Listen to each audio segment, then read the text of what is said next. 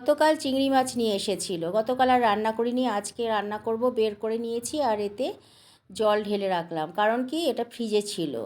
তারপর চলে গেলাম বাগানে, ভাবলাম আজকে পেঁপে দিয়ে চিংড়ি মাছটা রান্না করব। পেঁপে খাওয়া হচ্ছে না ঠিকঠাক, সব একে ওকে তাকে দিচ্ছি, বন্ধুবান্ধবদের দিচ্ছি, আশেপাশের মানুষজন সবাইকে দিয়ে দিচ্ছি পেঁপে। কী করব, পেঁপেগুলো তো নষ্ট হয়ে যাচ্ছে, আর একটু পেকে গেলে যদি খেয়াল না করি তো কোকিলে এসে তার মধ্যে ঠোঁট ঢুকিয়ে দিচ্ছে।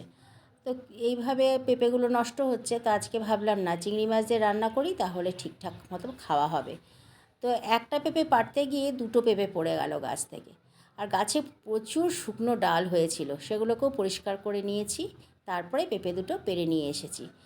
ভাবলাম একটু ছোট সাইজের পারবো, তাও দেখো পেঁপেটা কত বড়, এর থেকেও বড় বড় পেঁপে গাছে রয়েছে।